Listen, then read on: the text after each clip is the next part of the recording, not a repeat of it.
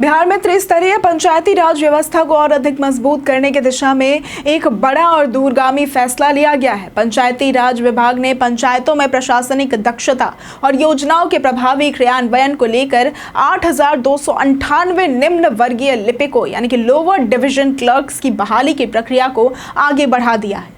इसके लिए सामान्य प्रशासन विभाग पटना से रोस्टर क्लियरेंस मिलने के बाद अब बिहार कर्मचारी चयन आयोग यानी कि बीएसएससी को अधियाचना भेज दी गई है। यानी अब प्रतियोगी परीक्षा का रास्ता साफ हो गया है और जल्द ही इसकी अधिसूचना जारी होने की उम्मीद है। ये फैसला पंचायत स्तर पर विभिन्न योजनाओं के संचालन, रिपोर्टिंग और प्रशासनिक कार्यों को एक नई मजबूती देगा।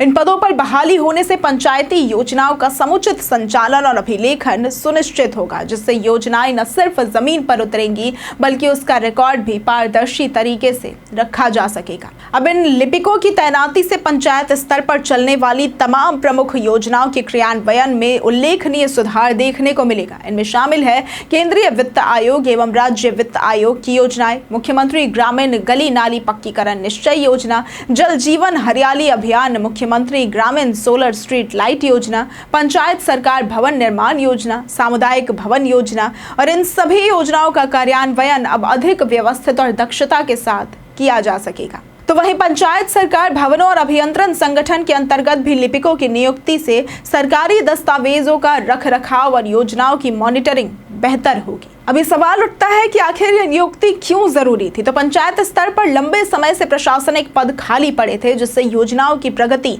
और अभिलेखन कार्य प्रभावित हो रहा था। इसके अलावा कई जगहों पर डेटा एंट्री, योजनाओं की रिपोर्टिंग और लोगों की शिकायतों के निपटारे जैसे कार्य अधूरे रह जाते थे।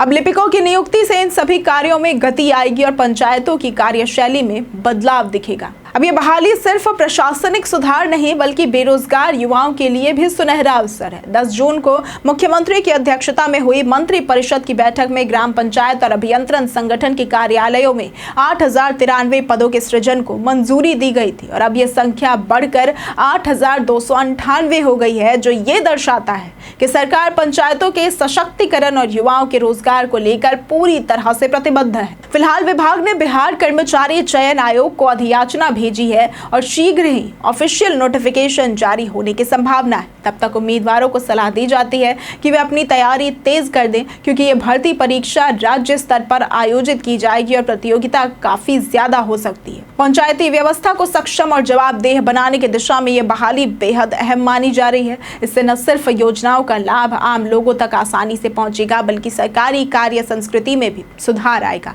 इसके साथ ही हजारों युवाओं को सरकारी नौकरी का अवसर मिलेगा, जिससे ग्रामीण अर्थव्यवस्था और सामाजिक ढांचे को बल मिलेगा। तो अगर आप भी बिहार में सरकारी नौकरी की तलाश में हैं तो ये मौका आपके लिए हो सकता है गेम चेंजर। जुड़े रहिए, तैयारी में जुट जाइए और आगामी अधिसूचना का इंतजार कीजिए। आज के लिए सिर्फ इतना ही। वीडियो हमारे साथ बने रहने के लिए धन्यवाद।